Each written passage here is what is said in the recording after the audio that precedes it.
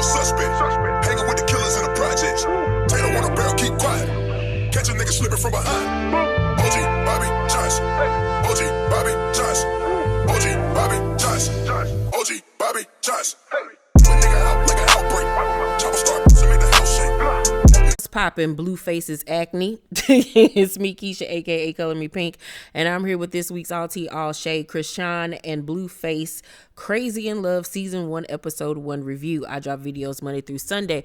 Everything that I say is for entertainment purposes only and not to be taken seriously. So if that works for you, then let's get into this review. The episode begins with them in a Sprinter van heading to this furrier to try on furs for this fashion show. And I've never seen Blueface up front, and I did not realize that he had such acne on his face. He's a cute little boy. He really could have done something via modeling if he really would have focused and stopped being so damn ratchet and ghetto. But I mean, you can't teach a old dog new tricks. He started playing a game of Never Have I Ever, and she makes a comment about never have I ever fought my boyfriend or girlfriend's mama. And they pick at each other because he said something about some other dude in the beginning. I barely could understand what the fuck either one of their asses was saying because they mumble mouth. They both talk like they got cotton in their mouth, child. And, you know, they was just getting irritated with each other. And she's so hypersensitive that you can't say nothing to her. And this po thing calls this little boy daddy. And I just want to throw the hell up because she got so many open wounds. Like, Chrisean is just literally an open wound. It needs healing. She needs healing. Like, why are you calling this boy daddy? Why? But I understand it because she looks at him as a boyfriend, a protector, a father figure. He has provided her with something that she never was able to get from her own father, even though their relationship is in fact toxic. Nothing about this is love at all.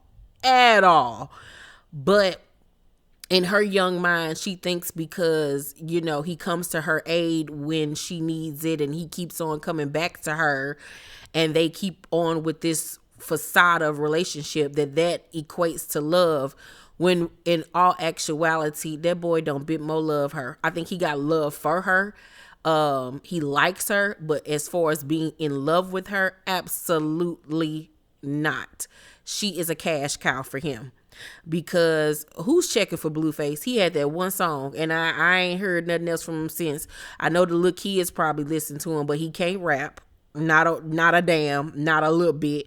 She is a cash cow for him. She gives him her money. Like, he's literally like a pimp almost to this young lady.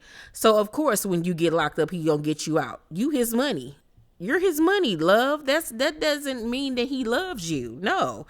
So they go to the furrier and they're in there, and she already had on just like a zip up top or a button up top with no shirt on underneath, with it open, no double-sided tape.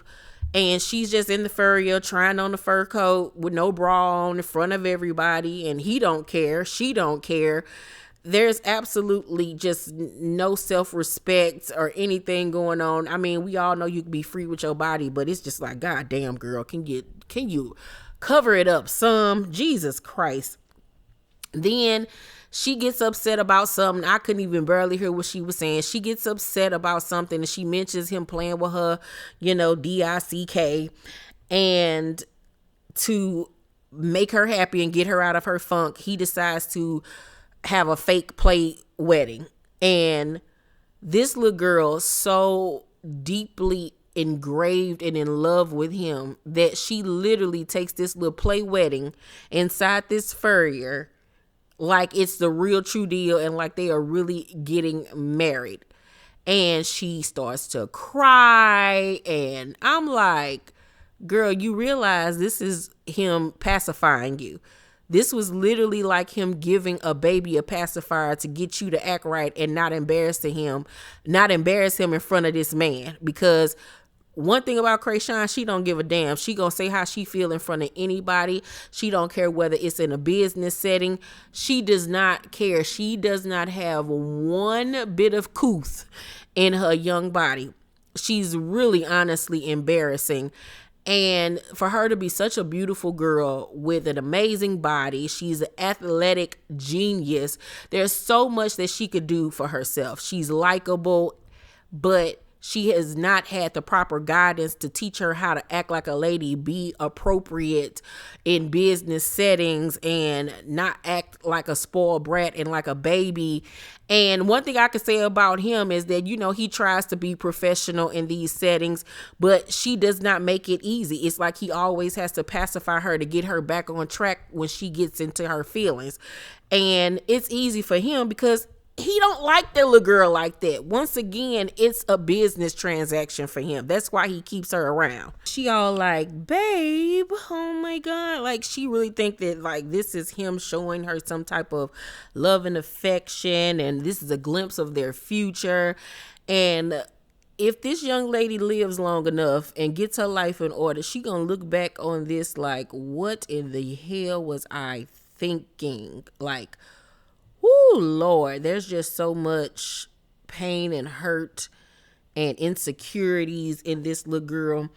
And I said if she lives long enough, because the way she lives her lifestyle is very, you know, counterintuitive of that. And I'm not, you know, wishing that or claiming that on nobody, but she lives a very reckless lifestyle that's very hard to watch. It's literally like you either gonna end up in jail or something is going to happen to this young lady. Like, and I can see her totally ruining her life behind this boy. Like, totally, 100%. And it's so sad because she has so much potential. They head to the rehearsals for this fashion show, and the event coordinator asks him to, you know, to practice their walk. And she like, walk with me. He like, no, you do it. You show me. And so she was like, oh, just say you scared. I'll do it, then I'll show you. So she shows it, her walk or whatever. Then he goes. And, you know, before he started walking, he was like, hey, how you doing? Who's that girl over there? You know, just playing around, acting like he flirting with somebody else. And here she go, being needy and childish, and she tells him, you keep playing with my dick, and why you doing this, and why you saying that, or whatever. And it's obvious that he does these things to bother her and get underneath her skin and to remind her it ain't like that between us. It really, honestly isn't. Especially considering the fact that he got a whole baby mama out here, new babies, and he's steady out here having sex with other girls. So she gets mad. She starts to cry again. And she asks the cameras to put their cameras down, but of course they don't. They go over to the bar. Meanwhile, the camera crew is in there, the people that are running this fashion rehearsal. And she was like, you fake playing with my dick in front of everybody. That's not you. This not you. Like, stop playing with me. And he like, what are you talking about? Let's just take a shot. And she was like, nah, because why you trying to, you know, get me drunk or whatever? Like, focus on what I'm saying. They steady going back and forth, and then he finally says to somebody in production that she's selfish and self-centered. It was just embarrassing. It's just so embarrassing to watch her be so unprofessional in that type of setting. But Chrisean literally is very much still a kid. She's very much still a kid. It don't matter how much she show her body off and have sex and do this, that, and the third. She is very much still an adolescent with the way that she acts, with the way that she behaves. And he just be sitting back letting her do her thing, and he don't give a damn, and he don't care, because he really has this attitude as of, that's her, it ain't on me, you know what I'm saying, and I'm getting my money at the end of the day, so I don't give a fuck what she do. And I wish he would realize that he don't care about you, not at all. So the next day, they're getting ready for their press run before the fashion show, and Chrisean got on this god-awful outfit. It was like half puffer coat, half ski ensemble. She had like leg warmers that were puffer coat material on her leg. It was so weird. The outfit was just so weird. It was giving wintertime and summertime all at the same time, child. So he's in the bed, she's dressed, and she gets underneath the cover. And I'm like, is this girl really sucking this boy off? And he looks at the camera, was like, have y'all ever done a porno? And he then starts pushing her head down, bobbing her head up and down. And I'm like, is this really happening? Am I in what? Am I in the Twilight Zone? Once again, he's showing you that he don't give a hell about you, because any man that did would have immediately told you to get your ass the fuck up. What the fuck is you thinking? You don't disrespect yourself like that, or our relationship. But he allowed it because he don't care. He don't care. And it's so sad to watch her disrespect herself like that, because she's so worth much more than that. Oh, it's so heart-wrenching to watch. So after that fiasco, they head to Shady 4-5 to do a radio interview, and they're walking holding hands, and she just looks at him like he is the best thing since sliced bread. She looks at this boy like he is her God and Savior, and he could care less. And if you pay attention, she's always the one reaching for him, grabbing for him, hugging him, initiating kisses and stuff like that. Oh, Lord, just pay attention to the signs. So they get to Shady 4-5, and they also did an interview with Angela Yee's podcast. And at the Angela Yee podcast, Angela Yee brings up how when they first started, messing around, she would lie and say they wasn't, that they was just cool. And Blue was like, yeah, because she was dating me, but I wasn't dating her. And she was like, no, we were just fucking or whatever. And I'm like, listen to what this boy be saying. Like, listen to really what he's saying about y'all relationship. Because it's very much still like that today, where you fuck with him, but he don't really fuck with you like that.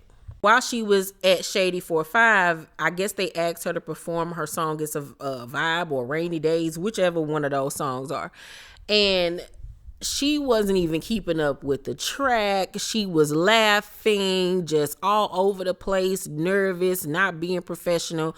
Meanwhile, he just sitting there on his phone, not paying her not one bit of attention. And when he finally did start trying to hype her up, that's when she started acting like she had some sense and putting a little bit of effort into the performance.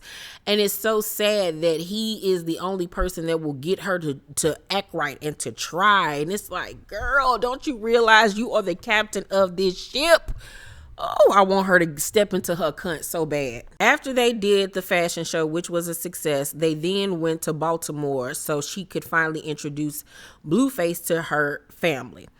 And we see her in the bathroom and stuff, on the phone with her people and trying to see where they at so they can pull up. And they like, girl, we've been waiting on you all day. Like, what's the gig? What's the gigiana? So she sit down and he was like, what you doing in here? She was like, I'm stressed out. And he was like, I mean, everything will be good. And she was like, just be cool. Like, just be good. Like, asking him, like, to mind his behavior or whatever. Like, don't start no shit with her people. So they on their way to go see her family. And she on the phone trying to see where they at. And they like, girl, we've been waiting on you all day. Like, ain't nobody gonna continue to wait on you. At this point, she's talking to her mom, and her mom was like, you still young. You got a lot to learn. When you wake up, maybe you'll end up leaving him. And she was like, Mama, you talking too much. Nah, your mama telling your ass right, girl. Your mama is telling you right. I know she got a lot of issues with her mom because her mom was, addicted to drugs. But your mama is telling your ass right, and you need to listen, okay? And she gets upset and asks the car to pull over. She get out the car and texts it or whatever. And he finally gets out to check on her. And you cannot tell me that a producer did not say, hey, I think you should go check on her. I don't think he went to check on her on his own at all. I think he was asked to do so. Like, what's going on? They ain't want to wait. And she nods her head and she crying. And he was like, it's always some more, like it's all good. So the next day we see them at the hotel. She's on the phone with her family again. Camera crews, cars are everywhere outside the hotel. And she letting them know that she got to catch a flight in a minute. Like, what's going on? Like, I really want, everybody to get together. I want to see y'all, but da-da-da-da. So her sister Tessa ends up arriving first. And so she immediately runs over to her sister and hugs her really tight. And her sister immediately gets to, starts to pray. And Chrisean is just breaking down crying. And I was like, so you see that she did grow up in a house where the Lord was present, So that's how she knows the Lord as well as she does. And it was really heart-wrenching to see her like that with her sister. So Chrisean then, takes her sister over to the car where Blueface is eating and introduces them. He stands up and was like, nice to finally meet you or whatever. She sits down. They don't even say nothing else to each other at that point. Chrisean leaves out the van, and we see Tessa on the phone with, I guess, one of their other sisters named Terrain. And you heard the girl on the phone saying, you supposed to be with us. And so Tessa gets out the car. So Blue, like, they got some shit going on. Like, he laughing about the shit. And I'm like, what's funny? Like, why is you laughing about it? It's like he was happy that some shit was about to go down. Like, cause, the ratings, the money, So Chrisean, they get on the phone with her people trying to see, like, what's going on, because why my sister get out the car? Like, what the fuck is happening right about now? So it's like, she's hella upset. Once again, she starts breaking down crying. And he scoffing, talks like, some shit going down. Instead of comforting her. And she on the phone talking to her people, trying to see what's going on, why people acting funny. And he's out there talking to somebody in production, and he was like, motherfuckers impatient and want things to happen how they want. They feel like it's they shit. She confused. Like, I thought we were a family or whatever. So Chrisean is on the phone with her mom, and she explained what was going on. She was like, Tessa pulled up and gave me the nicest hug ever, and we prayed. She sat down and spoke to Blue, but she ain't really give it the real Tessa. Terrain calls and say, why you with them? I'm not a stranger, Terrain. And at this point, she get to hooping and hollering and screaming and crying. And Blueface just standing back with the production people. And Chrisean is on the phone yelling and saying Terrain is a weird ass bitch for treating her that way. And then she gets off the phone with her family and was like, we gotta go because shit about to get active. And she was like, y'all think shit funny. She then decides to hop in one of the cars from production and speeds off. And Blue Thompson, now that's TV right there. That's TV clapping his hands. I'm like, girl, this girl. What would really be dope if in this series, which I very much doubt it, is if Lemuel, who is the CEO and founder and creator of Zeus, provided therapy for both of them on this show throughout this journey. That would have been so good and needed for both of them, because to exploit this young lady's, what word am I looking for? Naivete, the dysfunction that she grew up in, the fact that she basically had to raise herself, the fact that, she came from an abusive home, her mother was addicted to drugs, and all of this type of stuff. You're exploiting the dysfunction, but you're not helping to rid her of the dysfunction. You know what I'm saying? It's good to put money in this young lady's pockets to help her or whatever, and to be able to help her family. But I've heard her say out her mouth that she gives her money to him, which is sad, beyond sad, because this young lady needs help. She cries at a drop of a hat about any and everything. She has the lowest of lowest self-esteem. Like, Chrisean Rock is a walking teardrop that has no self-love or self-worth within herself. And it's because she was never given that. You know what I'm saying? And it's so sad to watch, because like I said, this little girl is so full of potential and can be so much.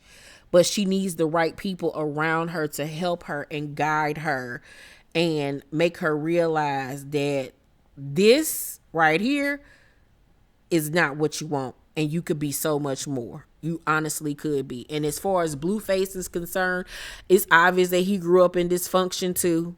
You know, somebody need to talk to him about laying it low and spreading it wide. Like, why are you with this little girl knowing you over here with your baby mama too, fucking several girls at the same time, exploiting her, y'all putting y'all hands on each other. Like, y'all don't need to be together. And I really feel like if he ever truly left her alone, that little girl gonna go crazy. She's gonna go crazy because she idolizes him, which is the worst thing that you can do in a relationship, is idolize your partner. And she idolizes that man. She praises him like none other. Overall, I'm gonna give the series premiere of Chrisean and Blueface, Crazy in Love. It's sad to say an A, because this is a study in what you don't want to be as a person and what you do not want in a relationship.